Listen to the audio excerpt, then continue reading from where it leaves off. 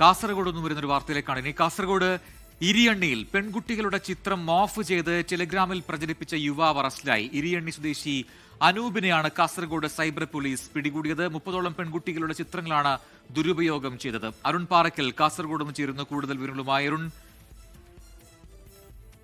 ഇയാൾ ഏത് സ്വദേശമാണ്? കാസർഗോഡ് ഏത് ഭാഗത്താണ് ഇയാളുള്ളത്? അതോടൊപ്പം തന്നെ എത്ര നാളായി ഇയാൾ ഇങ്ങനെ ടെലിഗ്രാമിൽ ഇത്തരം മോർഫ് ചെയ്ത ചിത്രങ്ങൾ പ്രചരിപ്പിക്കുന്നതായിട്ടാണ് പോലീസ് പറയുന്നത്? പ്രജിൻ, കാസർഗോഡ് സൈബർ പോലീസിൽ ലഭിച്ച പരാതിയുടെ അടിസ്ഥാനത്തിലാണ് പോലീസ് അന്വേഷണം ആരംഭിച്ചത്. ഇരിയണ്ണി ഭാഗത്തെ നിരവധി പെൺകുട്ടികളുടെ ചിത്രങ്ങൾ അത് മോർഫ് ചെയ്ത് ഇൻസ്റ്റഗ്രാമിലൂടെ പ്രചരിപ്പിക്കുന്നു എന്നായിരുന്നു പരാതി. ഒരു യുവതിയാണ് കാസർഗോഡ് സൈബർ പോലീസിന് ഇതുമായി ബന്ധപ്പെട്ട പരാതി നൽകിയത്. അങ്ങനെ പോലീസ് നടത്തിയ അന്വേഷണത്തിൽ ഇരിയണ്ണി സ്വദേശി അനൂപാണ് ഈ ഒരു കുറ്റകൃത്യം ചെയ്യുന്നതെന്ന് മനസ്സിലായി. അങ്ങനെ പോലീസ് അനൂപിന്റെ മൊബൈൽ ഫോണും അതുപോലെ തന്നെ ലാപ്ടോപ്പും ഒക്കെ കസ്റ്റഡിയിൽ എടുക്കുകയായിരുന്നു. അതിൽ നിന്നാണ് നിരവധി കുട്ടികളുടെ ചിത്രങ്ങൾ ഇങ്ങനെ ദുരുപയോഗം ചെയ്തു എന്ന് മനസ്സിലായത്. പ്രദേശത്തെ 30ഓളം കുട്ടികളുടെ ചിത്രങ്ങൾ ദുരുപയോഗം ചെയ്തു എന്നാണ് മനസ്സിലാക്കാൻ സാധിക്കുന്നത്.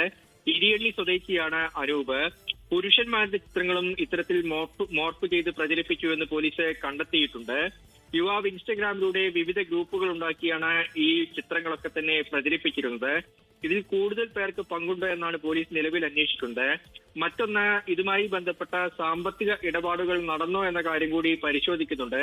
ഇപ്പോൾ ആ നാട്ടിലുള്ള സ്ത്രീകളും അതുപോലെ തന്നെ പുരുഷന്മാരും ഉൾപ്പെടെ വലിയ ആശങ്കയിലാണുള്ളത്. ആരുടെയൊക്കെ ചിത്രങ്ങൾ ഇങ്ങനെ ദുരുപയോഗം നടത്തിയിട്ടുണ്ട്, മോശമായി പ്രചരിച്ചിട്ടുണ്ട് എന്ന കാര്യങ്ങളൊക്കെ തന്നെ നാട്ടുകാരും വലിയ ഭീതിയിലാണ്. എന്തായാലും പോലീസ് ഈ സംഭവത്തിൽ അന്വേഷണം ആരംഭിച്ചിട്ടുണ്ട്.